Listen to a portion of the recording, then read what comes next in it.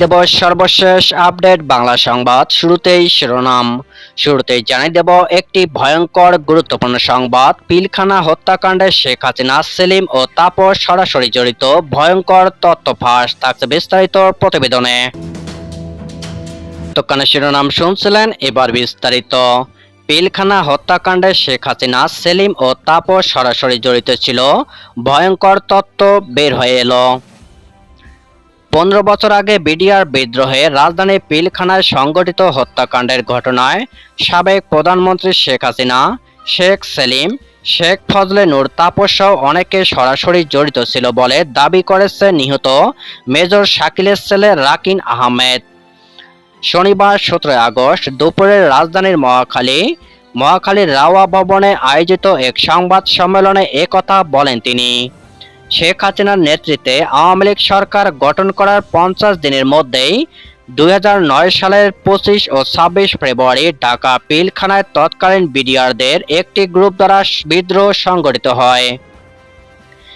বিদ্রোহী বিডিআর সৈন্যরা পিলখানায় বিডিআর সদর দপ্তর দখল করে বিডিআরদের মহাপরিচালক মেজর জেনারেল শাকিল আহমেদ সহ 57 জন ও অন্যান্য সেনা কর্মকর্তা ও 17 জন বেসামরিককে হত্যা করে।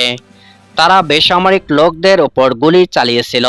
তারা অনেক অফিসার এবং তাদের পরিবারকে জিম্মি করেছিল, স্থাপনা ও সম্পদ ভাঙচুর করেছিল এবং মূল্যবান জিনিসপত্র লুট করে নিয়েছিল। পরে সরকারের সঙ্গে একাধিক আলাপ আলোচনার পরে বিদ্রোহীরা অস্ত্র সমর্পণ করে এবং জিম্মিদের মুক্তি দেয়। অস্ত্র সমর্পণের মধ্য দিয়ে পরবর্তীতে এই বিদ্রোহের অবসান ঘটে। 2013 সালে 5 নভেম্বর ঢাকা মহানগর দায়রা জজ আদালত 152 জনকে মৃত্যুদণ্ড এবং 161 জনকে যাবজ্জীবন কারাদণ্ড দেয়। আরও 25 জন বিদ্রোহে জড়িত থাকার কারণে 3 থেকে 10 বছরের মধ্যে কারাদণ্ড পেয়েছিল।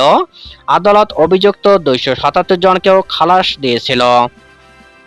15 বছর আগে ওই হত্যাকাণ্ডের ঘটনায় সাবেক প্রধানমন্ত্রী শেখ হাসিনা, ঢাকার দক্ষিণ সিটির মেয়র ফজলে নূর, তাপস সহ আরও অনেকে সরাসরি জড়িত ছিল বলে রাজধানী মহাখালীর রাওয়া ক্লাবে আয়োজিত এক সংবাদ সম্মেলনে দাবি করা হয়।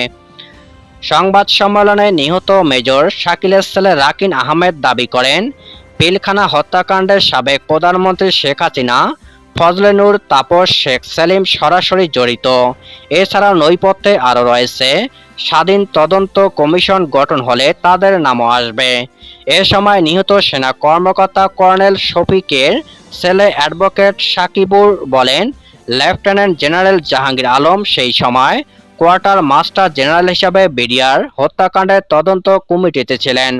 রিপোর্টটি প্রকাশ করেছেন, সেটি 3 দফায় সংশোধন করার পর মিডিয়ায় দেওয়া হয়েছিল। তিনি সেই রিপোর্টের কপি প্রকাশের দাবি জানান। এ সময় নিহতের পরিবাররা 25 ফেব্রুয়ারিকে বিডিআর বিদ্রোহ না বলে বিডিআর হত্যাকাণ্ড বলার জন্য সকলকে অনুরোধ করেন। নিহত পরিবারের সদস্যরা বলেন, এই হত্যাকাণ্ডের পিছনে ভারতের হাত রয়েছে। এছাড়া হত্যাকাণ্ডের ঘটনায় ডাল ভাত নিয়ে দণ্ডের যে কথা প্রচার করা হয়েছে তা সত্য নয়। এ হত্যাকাণ্ডটিকে ভিন্ন খাতে নিতেই এমন কথা প্রচার করা হয়েছিল।